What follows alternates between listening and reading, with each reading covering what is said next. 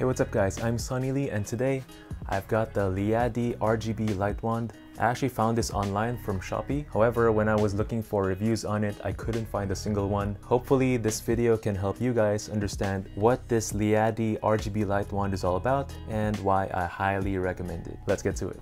Now the LIYADI Light Wand costs 1,999 Philippine pesos or around $35. In the box, it comes with this carrying bag with a full zip, micro USB charging cable, a remote for easier cycling between modes, the light wand itself, as well as a small lanyard. Now starting off with the design, it's got solid hard touch plastic over here, aluminum in the back of the LED light itself. It's got this frosted plastic here for softened light. It's also really lightweight and it's got a bit of weight here because of the batteries. It's also got a 1/4 inch and a lanyard. It's also got a simple button layout with just 3 buttons and 1 LED light. So this one, it turns on into the mode that you last had it on. It's also got a silicone cover for the charging port. Overall, the build quality is pretty solid and very acceptable for this price. Up next are the lighting features. We now have it on the daylight mode. This is all the way dim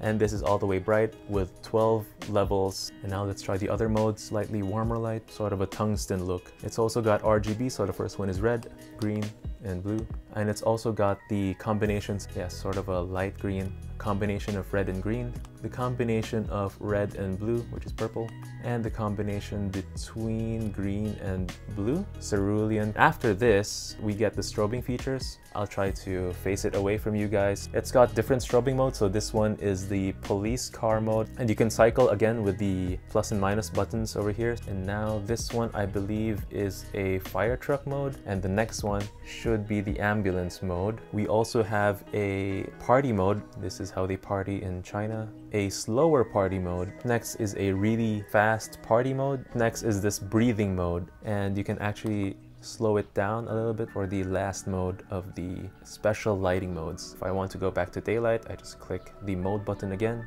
and now we're back to daylight. Pretty cool, huh? As for performance, I think this thing gets really bright. They specify it as 1000 lux, and it's very difficult to look at. Look how much brighter I am now. The light is also relatively soft given the larger source as well as the frosted panel. However, it's still no huge softbox like what I have over here. But if you bounce this thing off a wall, which makes the light source even larger, you're golden. Having soft light is actually sort of a coveted thing in the video and photo industry, which just means the light wraps around your subject more. Basically, the shadows are less defined. Those are basic telltale signs of a high quality soft light. So now my main key light is off. I just have my edge light. So now it's a little bit more dramatic. I think it's still doing a pretty good job. This is the sort of look you can get. I think it looks really good.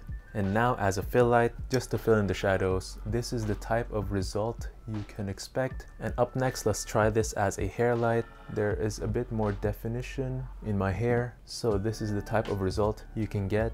And as a practical light in a scene, this is what you can expect if you use it as a practical. So this versus other lights, I also have this Aputure AL-MX over here. Obviously, they're meant for very different purposes.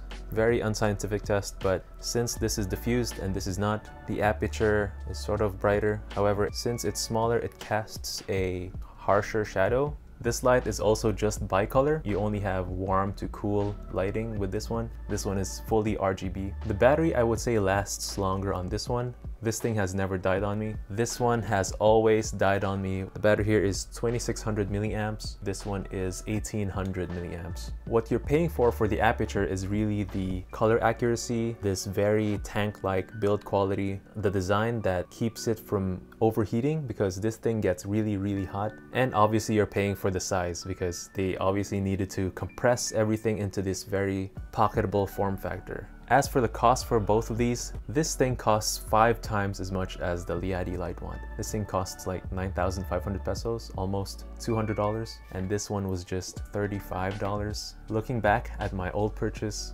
I would definitely have gone with this one. This one was just too expensive and sort of overkill for my needs. In conclusion, I wish I found the LIYADI RGB Light Wand sooner. I highly recommend to video or photo creators out there who are just starting out or just don't want to spend too much on gear. I think in the video or photo industry, you can really make do with whatever gear you have. It all comes down to how creative you get. You can definitely get similar results with an affordable light wand like this to more exponentially expensive lighting gear out there. The law of diminishing returns is very apparent. And this LIYADI Light Wand gets you really far with so little money.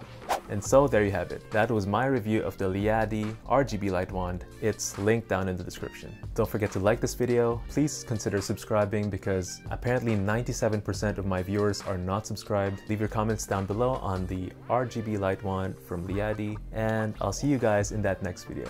Thanks for watching. And hey, it also doubles as a lightsaber. Or maybe I can be a Jedi.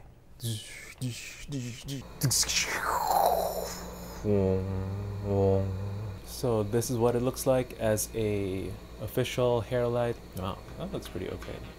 Thanks for watching guys, and I'll see you guys in that next video.